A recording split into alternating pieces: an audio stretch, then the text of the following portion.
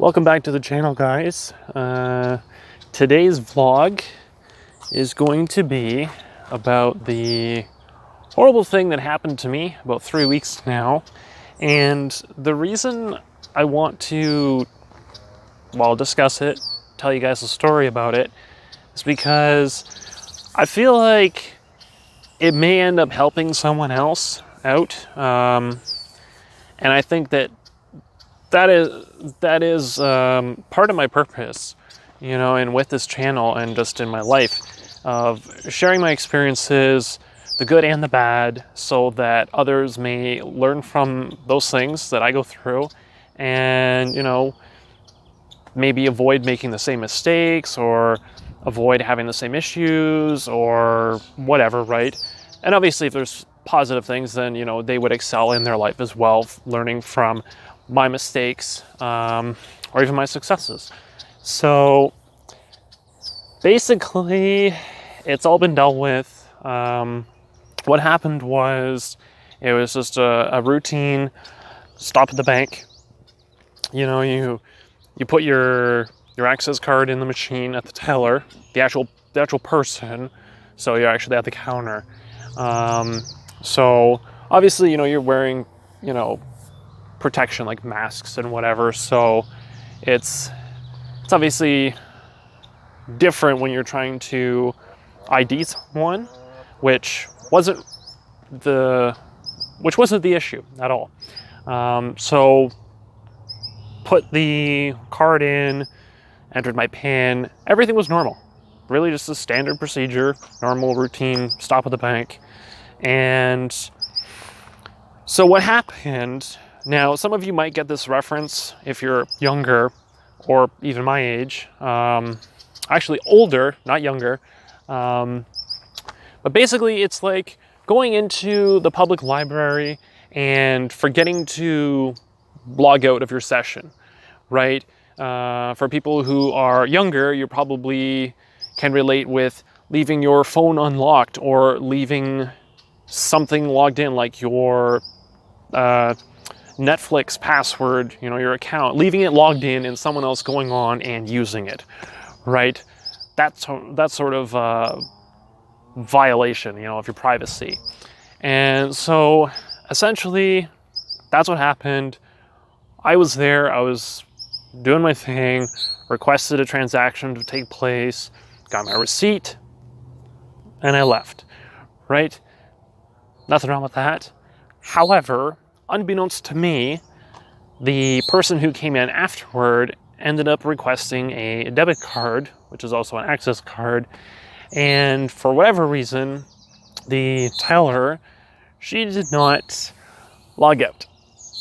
So she did not log out my session. And so that person who came in behind me, just mere minutes later, ended up getting a debit card under my bank account. Now, I'm not entirely sure how you would avoid this happening to you other than there's just one thing really, and that is getting notifications on your phone or by email or whatever of any transactions that take place on your account. Now, I'm not saying that I don't have that sort of option right now. It's not like I can't go and check, transactions or whatever. However, that week in particular, I wasn't exactly keeping my eyes out for strange activity on my account. I had just bought my new motorcycle, so I was happy, riding around, enjoying life, right? No cares, no worries, whatever, just having a good time.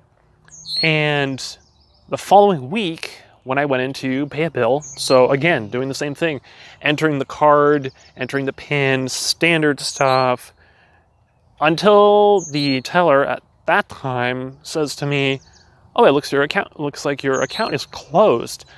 And I thought, closed? Why would I close my account? That makes no sense. And so I had to call. And here's the thing. This is the frustrating part. A little bit frustrating. So when I called about the account being closed, that issue, they asked, the standard questions, and one of the things they asked was, okay, well, do you remember, entering your card and your PIN? And I said, well, yes. I mean, I was at the bank, I requested a bank draft, and the person then followed up with, did you lose your card?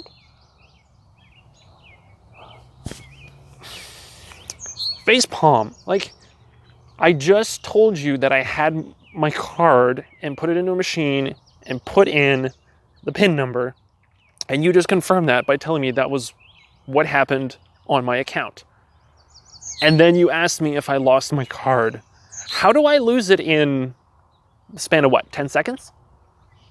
That makes no sense. So that was really frustrating. It was just stupidity, really. That was just so baffling. And so I said, no, clearly I did not lose my card. I just literally used it to do that transaction and then left the bank. And then they say, well, it says that you got a new debit card. And I was like, no, I didn't. Why would I get a new debit card if I just used it? Literally. You even just said, you used it, you entered your PIN, you put the card in, and then you request a new one. Makes no sense at all, whatsoever. So my frustration was building as soon as I had that phone call with the bank, the loss prevention or whatever it was. And so I was frustrated at that.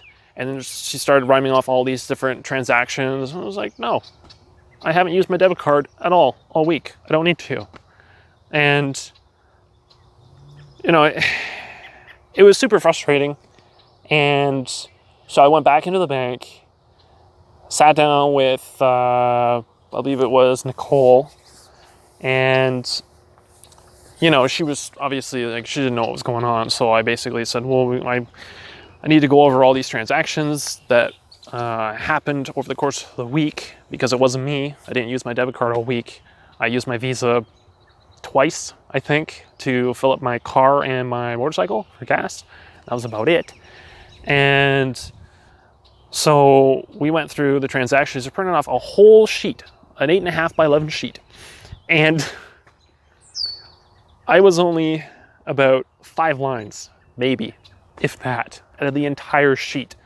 And her eyes were just, her eyes could have literally fallen out of her head. And she goes, oh, okay then. Yes. So she knew there was something wrong, and obviously when they do their investigation, they look at your habits, if you will, like your spending habits. And they just said, okay, well, it's pretty obvious this wasn't you. So, it was just random places, random withdrawals, massive cash withdrawals for no apparent reason. And here was the thing that I noticed, which led me to believe that it was fraud, purposeful fraud. And that was, the debit card was used for $3. As soon as they got the card, they tested it for $3. I don't remember where, some random debit at a place. And then they didn't use it all week until Friday. And then they just went gung-ho crazy Saturday, Sunday, and even Monday morning. Like, if I didn't know any better, I would say that's pretty blatantly obvious fraud. Someone gives someone the card on my account and then just cleans my clock. And it was super, super frustrating knowing that they called it a simple mistake of not logging out a session. So someone who you're interacting with, you're willingly giving them, access to your account so that they can do something that you can't do through the machine, makes a mistake and basically costs you all of your savings. For here's the thing. When I say savings, I mean when the pandemic first started, they were saying make sure you have enough saved up for several months in case you get laid off, blah, blah, blah, blah, blah, right? So that's essentially what it was. It was all my savings for that just in case, right? And so literally my just in case money was gone in an instant, gone. And it took the bank until Monday morning to notice there was a problem because of the way the person did it. They were very sneaky about it. They knew exactly what they were doing, and no one can convince me otherwise.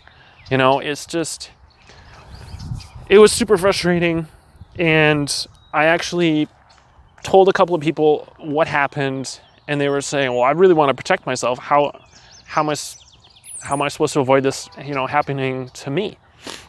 And like I said a couple minutes ago, get notifications. You know, set it up on your phone or you know, an app or whatever, right? Do something that is going to allow you to get notifications for basically everything, I guess. I don't know. I really don't have any other solution than, you know, doing that so that you're notified of transactions and activities that go on your cards, like everything, absolutely everything. And make it so that anytime that there's a purchase going through, maybe you need to have a verification code or something, and just basically protect yourself as much as possible, especially now. Apparently, when this happened, everyone kept on saying, well, there's a lot of fraud going on right now.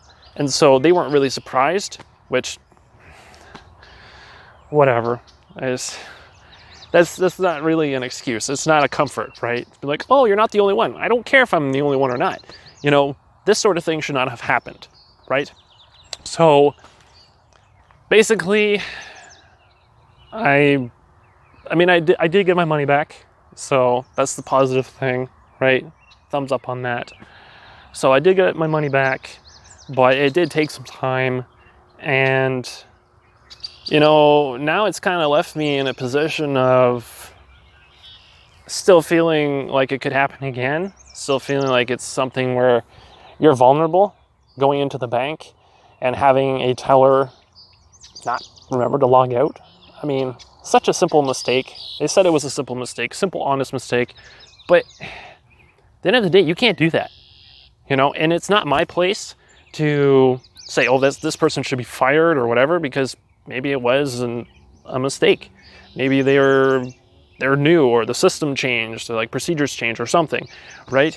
So as much as I would like to see something else more come back, like me being compensated for all the stress that I had to endure. I had a panic attack at work and everything. It was just ridiculous. And not to complain, but like what they offered in compensation, just it's really nothing. You know, you can't, even if someone were to give me thousands of dollars, let's say, just for example, thousands of dollars, and say, we're sorry this happened, here's $1,000, right? No amount of money is going to make up for the trust that was broken. So here's the thing, guys. I want you guys to protect yourselves. So I know this story is going really long, but I want to make sure that I let you guys know enough that you can make an informed decision on your own, you know, banking and whatever else. And again, I'm not going into great details. I'm not mentioning the amount or any too many specifics. I'm not mentioning the bank either, because really there's no point in, like, you know, complaining about the bank or whatever, because this can literally happen anywhere. So it doesn't matter who I'm with. It really doesn't. This can literally happen to anyone. Okay? It is what it is. Now, what I want you guys to do is, I don't want anybody sharing their stories, personal details. Obviously, if you guys say, hey, this happened to me, that's fine. Leave that in the comments if you want to, but don't get too personal. Just basically only give those details that need to be given, right? Like the specifics. Someone forgot to log out, someone else got my card, they ransacked my account, end of story, right? But it was really, really frustrating. And, you know, it's kind of like when someone gives you an egg, right? That's a little experiment they have in high school, I guess, for some kids. They give you an egg and they say you have to take care of this egg, right? And as long as you take care of the egg and you come to class with your egg intact, you pass the assignment, right? It's almost like caring for a baby, right? They have the parenting classes where they have the baby and you run around with them and whatever. And depending on if you're shaking the baby or whatever, it actually logs all the data and says how well, you performed as a parent. And so for me, it was kind of like the bank or the teller in particular taking that egg. For me, that's trust, right? Taking that egg and breaking it and then saying, oh, I'm sorry, I dropped your egg. Well, you can't fix a broken egg. Once the egg's broken, it's done, right? So it's frustrating to know that can happen so easily. And I don't want that to happen to any of you guys. So I hope that you guys stayed right to the end to listen to the story. I know I may have rambled a little bit just because of the frustration starting to bubble up again, even though everything has been dealt with. Everything is good now, good to go. But just, there were so many other things attached to that as well. Some good things that actually came out of it. So that was actually the silver lining in there. There is a silver lining, which I'm not going to talk about, but because again, that's more personal stuff. But at the end of the day, it is what it is. I'm glad I got, my money back so that if things get worse again in the pandemic, I'm not totally screwed, which is nice. I can pay my bills and I'll be okay. And, life goes on. And at the end of the day, this is funny. Me being into motorcycles kind of saved me. Even though this was a bad experience, it actually kind of saved me from a huge issue down the road, which was actually really nice. That's the silver lining. So I want you guys to remember, and this is just one example, one story that will make you guys realize how interconnected everything is in your life. Now, there's people who I've met, things that I'm interested in, hobbies, activities, whatever, that have connected me in so many ways, so many unimaginable ways that I didn't think were possible. And at the end of the day, you don't realize it. You really don't. You don't realize how connected things are. It's almost like the butterfly effect. And yeah, you guys will experience this if you haven't already. I can assure you of that. And yeah, just stay safe, be careful, just do your due diligence of making sure that you're safe and protected, your security, everything else. And yeah, that's today's vlog, guys. I know it's probably not what a lot of you were expecting from me, but I feel like maybe I will be helping someone out. And so to me, that is really valuable. So I needed to get this out. So if you guys like this video, be sure to hit the like button. Everything turned out well. So it's always a positive. If you guys have any comments, leave them down below. And again, don't share too many personal details, guys. Just if you want to share a story, a short story, go ahead, but don't share too many details. It's not a good idea to really talk about too many personal details online. You never know these days. If you guys haven't subscribed already, please do so. It really helps me out. We are actually, I don't know how it happened, but I'm at over 60 subscribers right now. I gained like 10 or something in the past month. So we're going up and up and up. We are going to get 1,000 subscribers, hopefully by the end of the year, maybe. I don't know if that's a reasonable goal or not, but I really hope, fingers crossed, that we can hit 1,000 subscribers so that I can do live videos for you guys, which are way more interactive, and a lot of you guys are going to love that feature. So I'm really looking forward to that goal being met. So again, if you guys enjoyed this video, let me know, and I will catch you guys in the next one.